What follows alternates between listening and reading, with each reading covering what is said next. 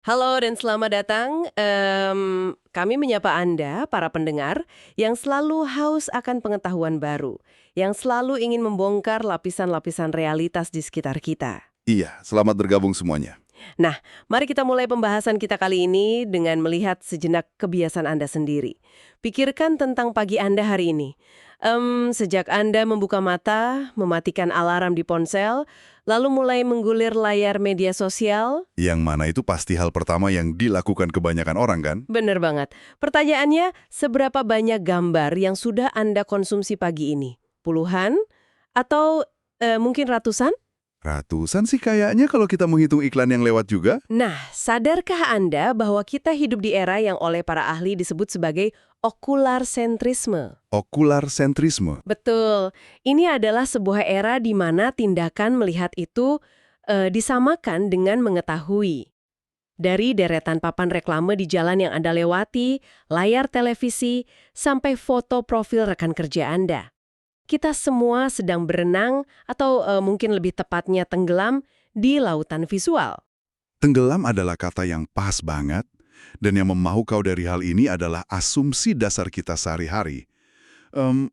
Kita sering berjalan dengan keyakinan bahwa gambar itu hanyalah cerminan pasif dari dunia nyata, kayak sebuah jendela bening gitu. Padahal kan nggak sesederhana itu ya. Jelas nggak. Realitasnya jauh lebih kompleks. Setiap gambar yang melintas di depan mata Anda sebenarnya sedang bekerja secara aktif. Gambar-gambar itu dirancang, baik sengaja atau tidak, untuk membentuk cara Anda merespon dan memahami dunia. Oke, mari kita bedah ini. Itulah tepatnya mengapa eksplorasi mendalam kita hari ini bersumber dari sebuah literatur akademis yang sangat komprehensif, yaitu buku Visual Methodologies edisi keempat karya Gillian Rose. Buku yang sangat luar biasa. Iya, misi kita hari ini sederhana namun krusial. Kami ingin memberi Anda jalan pintas untuk menjadi seorang pembaca visual yang kritis. Kami akan membantu Anda membedah struktur rahasia yang tersembunyi di balik foto, film, hingga video game yang menemani akhir pekan Anda. Tujuannya agar Anda tidak lagi sekedar menatap layar dengan pasif, tapi benar-benar bisa membongkar bagaimana gambar-gambar tersebut mempengaruhi realitas sosial kita bersama. Wah, saya sangat menantikan pembahasan ini. Sama. Dan untuk bisa menjadi kritis, langkah pertama yang harus kita ambil adalah meluruskan satu miskonsepsi besar nih. Kita harus membedakan antara visi dan visualitas. Visi dan visualitas. Oke, silakan. Meja atau wajah seseorang. Sangat mekanis.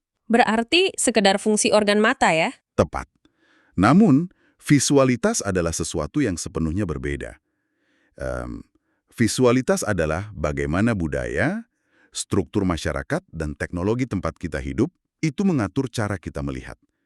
Visualitas menentukan apa yang dianggap pantas untuk dilihat, apa yang harus disembunyikan, dan bagaimana otak Anda dilatih untuk menafsirkan objek tersebut. Nah, soal teknologi yang mengatur cara kita melihat, ini adalah titik transisi yang luar biasa. Coba kita lihat bagaimana pergeseran dari era kamera analog ke era digital mengubah segalanya. Oh, pergeseran yang sangat masif. Bayangkan fotografi analog itu seperti Anda berjalan tanpa alas kaki di atas pasir basah. Ini mengutip pandangan David Rodowijk dan Sean Cubitt dari sumber kita ya. Analogi yang bagus. Fotografi analog memiliki jejak fisik dan kimiawi yang nyata dengan cahaya dan durasi waktu. Saat sebuah kamera film zaman dulu mengambil gambar, ia benar-benar merekam pendarahan cahaya yang memantul dari objek fisik di depannya pada satu momen waktu yang spesifik. Ia adalah jejak realitas. Betul sekali. Tapi sekarang, bagaimana dengan era digital tempat kita hidup? Digital sama sekali bukan jejak di atas pasir. Digital hanyalah kode biner. Dan perbedaan fondasi ini sangat besar dampaknya. Kamera digital yang ada di ponsel Anda saat ini, dia tidak merekam cahaya secara fisik layaknya film seluloid kuno. Dia mengubahnya jadi data, kan? Ya, ia sebenarnya sedang mengambil sampel cahaya dari lingkungan sekitar dan langsung menerjemahkannya menjadi deretan angka matematika. Sebuah gambar digital pada hakikatnya hanyalah barisan data. Nah, disinilah bagian yang sangat menarik. Karena gambar digital pada dasarnya adalah bahasa matematika, ia menjadi sangat lentur. Barisan kode itu bisa dengan mudah diubah, direkayasa, atau bahkan diterjemahkan menjadi bentuk lain seperti suara atau model 3 dimensi. Yang membawa kita pada sebuah fenomena yang oleh filsuf John Baudrillard disebut sebagai era simulakra. Era simulakra. Bisa tolong dijelaskan sedikit? Bisa dibilang era simulakra adalah kondisi di mana batas antara realitas dan representasi menjadi sangat kabur, atau bahkan runtuh sama sekali. Anda tahu sensasinya ketika Anda melihat foto seseorang di media sosial, dan Anda tidak bisa lagi memastikan apakah kulit yang mulus itu nyata atau hasil dari lapisan filter pintar. Ah, iya sering banget terjadi sekarang. Nah, di era simulakra, gambar tidak lagi harus memiliki rujukan di dunia nyata. Sebuah gambar bisa diciptakan sepenuhnya oleh komputer, terlihat sangat realistis, padahal objek aslinya tidak pernah ada. Kita tidak bisa lagi bersandar pada kalimat klasik, "Saya melihatnya dengan mata kepala sendiri, jadi itu pasti benar." Jadi, apa sebenarnya makna dari semua ini bagi Anda? Ketika gambar begitu mudah diproduksi dan dimanipulasi, itu berarti makna di balik gambar tersebut bisa dikendalikan. Pertanyaannya, siapa yang memegang kendali atas makna tersebut? Penulis Gillian Rose menawarkan sebuah kerangka analisis kritis yang sangat esensial. Ia membagi proses pembentukan makna gambar ke dalam 4 lokasi utama. 4 lokasi pembuat makna. Betul. Lokasi pertama adalah produksi, di mana, oleh siapa, dan dengan teknologi apa gambar itu dibuat. Lokasi kedua adalah gambar itu sendiri, yaitu komposisi visualnya. Ketiga adalah lokasi sirkulasi, bagaimana gambar itu menyebar dari satu tempat ke tempat lain. Dan yang terakhir, lokasi audiens, yaitu Anda, saya, dan masyarakat luas yang menafsirkan gambar tersebut saat melihatnya. Keempat lokasi ini pada dasarnya adalah medan tarik-menarik kekuasaan. Ini memunculkan satu pertanyaan penting tentang siapa yang memiliki otoritas visual di masyarakat kita. Buku ini mengangkat sebuah studi kasus historis yang sangat kuat untuk mengilustrasikan hal ini, yaitu kontroversi kartun Nabi Muhammad yang diterbitkan di sebuah majalah Eropa beberapa tahun silam. Dan sebelum kita melangkah lebih jauh, saya ingin mengingatkan Anda bahwa dalam membedah kasus ini, kita murni mengambil posisi netral. Sangat netral. Kita tidak sedang memihak sayap politik manapun atau mengevaluasi ajaran agama tertentu. Sumber materi kita menggunakan peristiwa ini yang memicu gelombang protes global pada tahun 2005 dan berujung pada serangan di Paris pada 2015 secara ketat sebagai studi kasus akademik tentang dinamika kekuasaan institusional. Benar. Pertanyaan yang diajukan oleh kasus ini adalah, pihak mana yang memiliki akses dan kekuatan untuk membuat sesuatu menjadi terlihat atau divisualisasikan? Dan, di sisi lain, kelompok mana, terutama populasi minoritas yang mungkin terpinggirkan, yang batasan kultural atau pandangan visualnya diabaikan oleh budaya arus utama? Melanjutkan dari situ, kasus tersebut adalah bukti tak terbantahkan bahwa gambar tidak pernah berada di ruang hampa. Mereka bersinggungan langsung dengan politik identitas dan kebebasan berekspresi. Memang sangat kompleks. Namun, mari kita lihat contoh lain yang mungkin terasa lebih dekat dengan keseharian kita. Ini untuk benar-benar memahami bagaimana lokasi sirkulasi dan audiens bisa mengubah makna gambar seiring berjalannya waktu. Wah, ini adalah salah satu cerita favorit saya dari buku ini. Pernahkah Anda melihat sebuah foto jalanan klasik berwarna hitam putih karya fotografer Robert Duisneau yang diambil di Paris pada tahun 1948? Fotonya cukup ikonis ya. Sangat ikonis. Di situ terlihat sepasang suami istri berdiri di trotoar tepat di depan etalase sebuah toko seni. Sang pria dengan ekspresi yang cukup nakal melirik tajam ke arah sebuah lukisan wanita telanjang yang dipajang di dalam etalase. Sementara istrinya berdiri menempel di sebelahnya. Iya, pandangannya lurus ke depan sama sekali tidak menyadari lukisan tersebut maupun lirikan suaminya. Jika kita menganalisis foto tersebut pada awal masa sirkulasinya, yaitu di tahun 1950-an, audiens pada zaman itu menangkapnya murni sebagai sebuah komedi visual. Itu adalah representasi klasik dari apa yang kita sebut sebagai tatapan patriarki. Jadi cuma dianggap lelucon ringan ya saat itu? Betul. Fotografernya seolah mengajak audiens yang diasumsikan berbagi pandangan yang sama untuk bersekongkol menertawakan momen tersebut.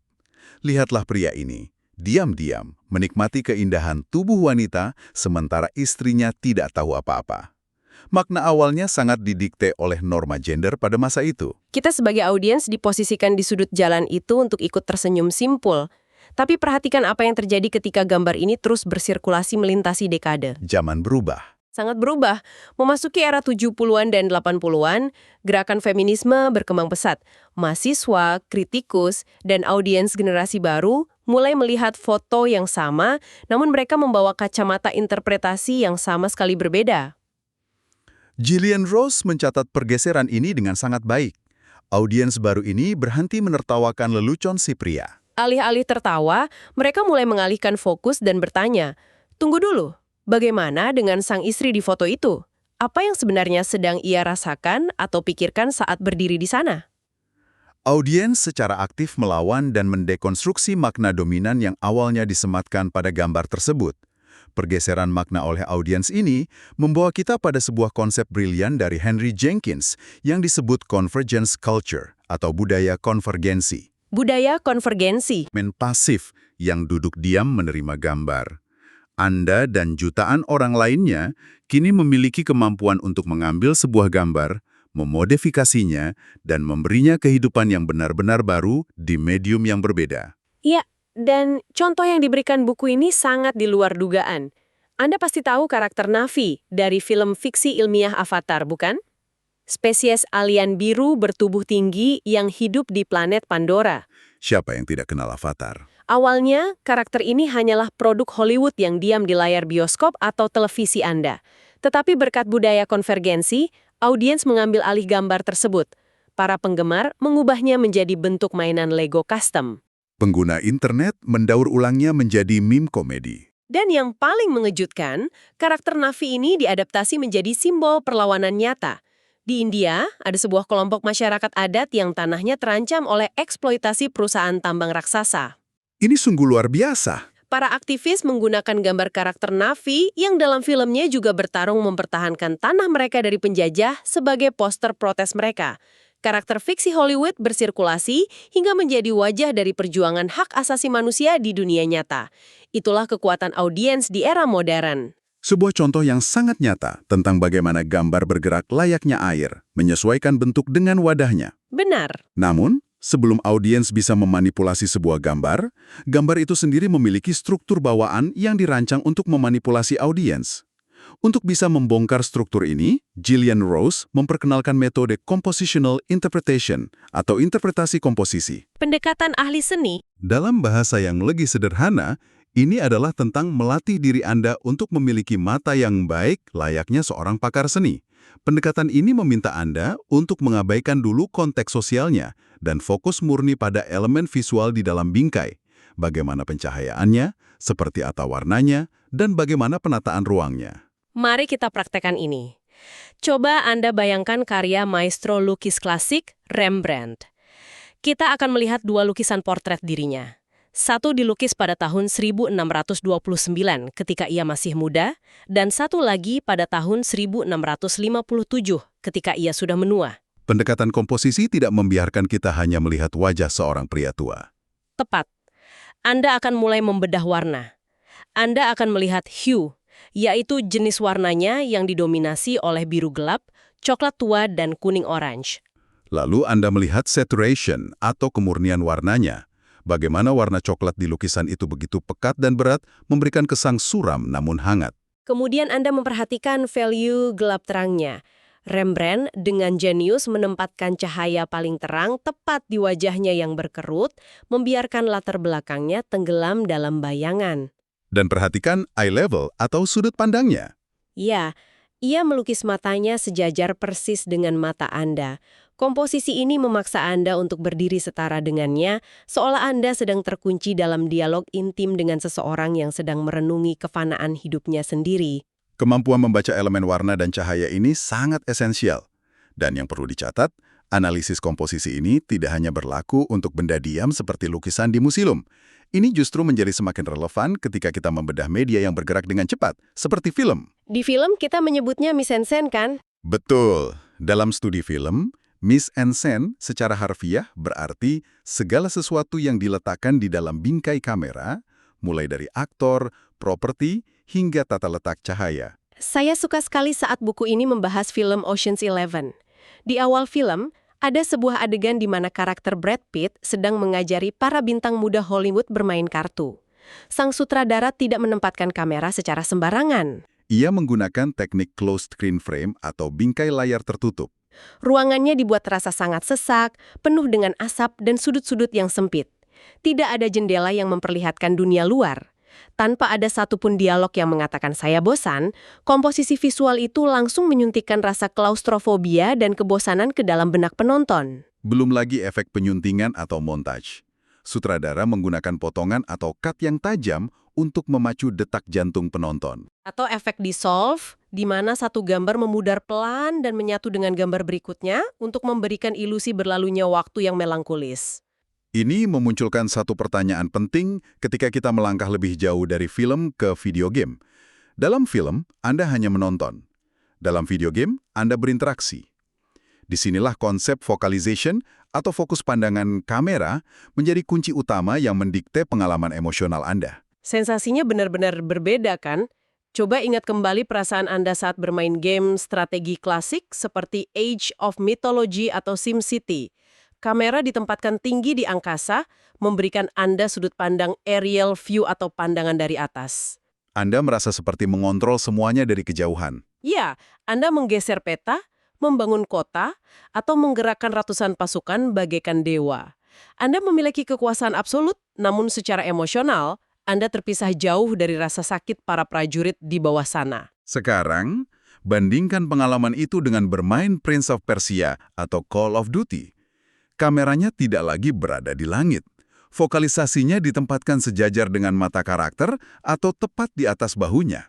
Ketika karakter Anda melompat dari tebing atau tiba-tiba ditembaki, kamera itu ikut bergetar hebat. Desain komposisi ruang seperti ini sangat imersif dan invasif. Itulah sebabnya game hardcore bisa membuat telapak tangan Anda berkeringat dan memacu adrenalin. Karena visualnya seolah memaksa tubuh fisik Anda merespon bahaya digital. Sementara game kasual seperti Bejeweled hanya menyajikan visual datar dua dimensi yang cerah untuk sekedar memicu kesenangan tanpa ketegangan fisik.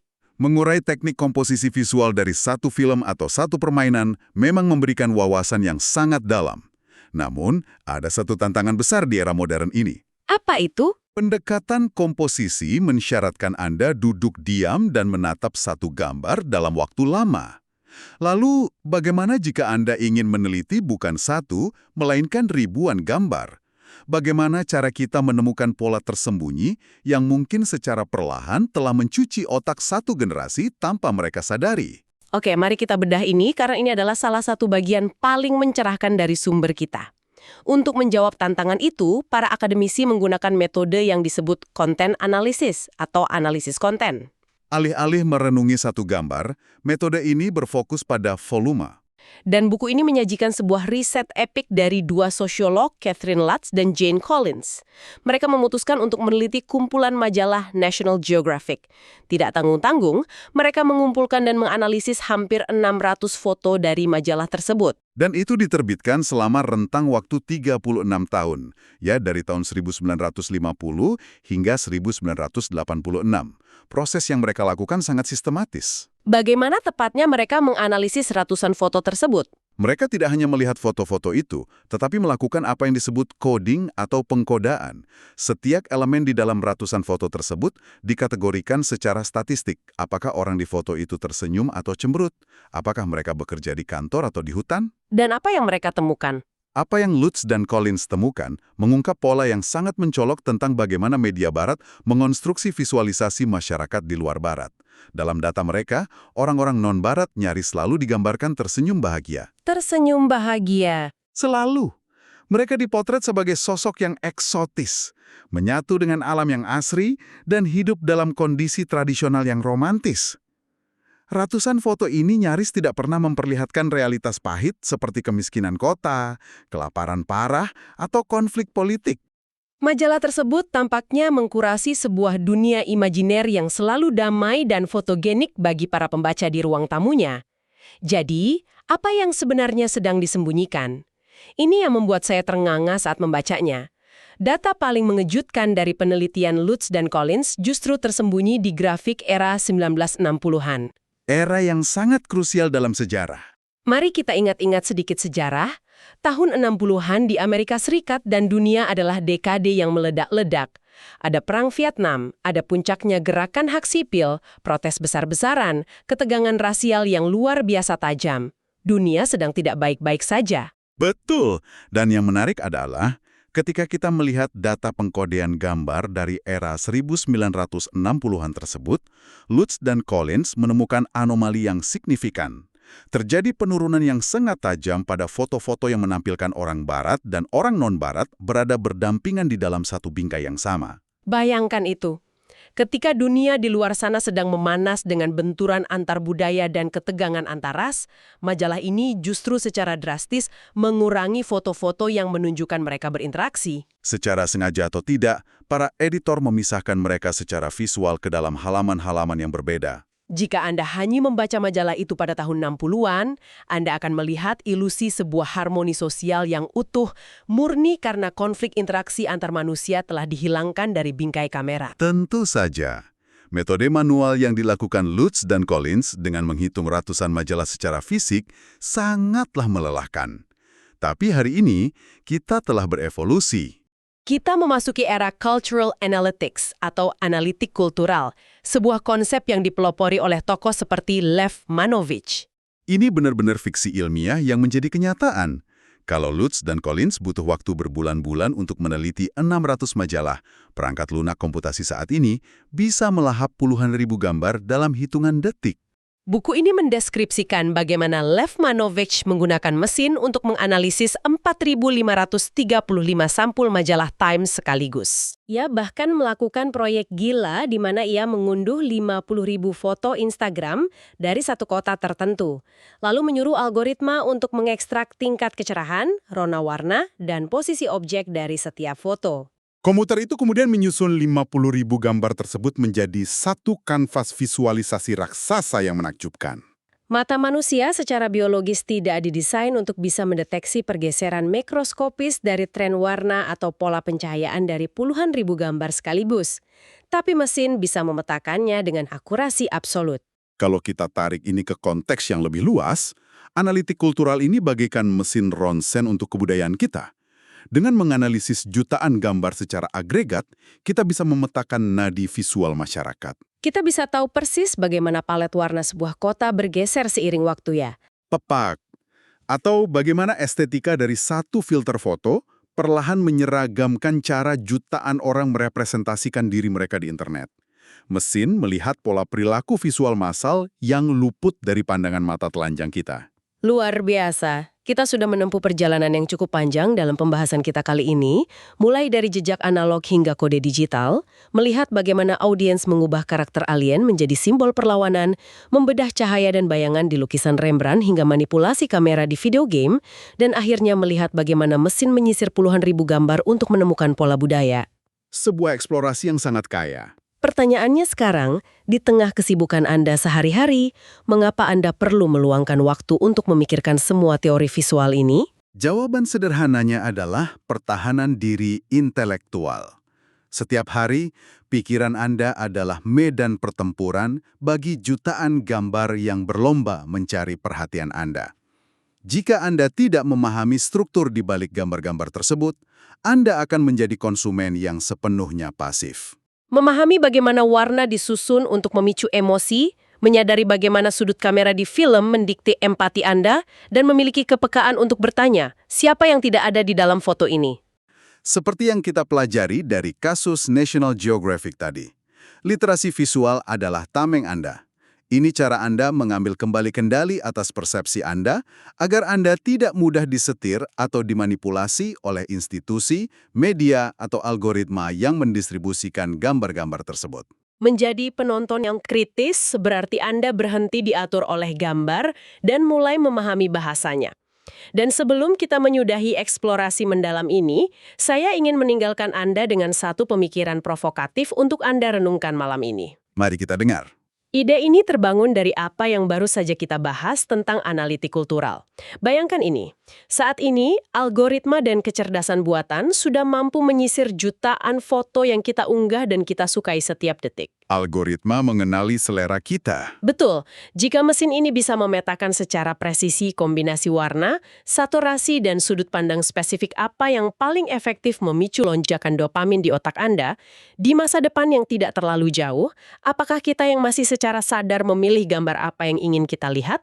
Atau sebaliknya? Ataukah sebaliknya, algoritma dan kecerdasan buatan inilah yang sebenarnya sedang menatap langsung ke dalam celah psikologis kita dan secara diam-diam memprogram emosi, keinginan, serta realitas kita melalui layar yang tak pernah lepas dari genggaman kita. Itu adalah sebuah pertanyaan eksistensial tentang kebebasan kehendak manusia di era yang sepenuhnya dikendalikan oleh komputasi visual. Saya rasa itu adalah misteri yang harus kita waspadai bersama. Dan dengan perenungan itu, kami mengucapkan terima kasih karena Anda telah meluangkan waktu berharga Anda untuk menyelam dalam bersama kami. Kami harap eksplorasi mendalam hari ini memberi Anda perspektif baru. Besok, saat Anda membuka mata, menggulir layar ponsel, atau melihat papan reklame di persimpangan jalan, kami harap Anda tidak lagi sekedar melihat. Kami harap Anda mulai membaca dunia visual di sekeliling Anda dengan kacamata yang sama sekali baru. Sampai jumpa di penjelajahan pikiran kita berikutnya.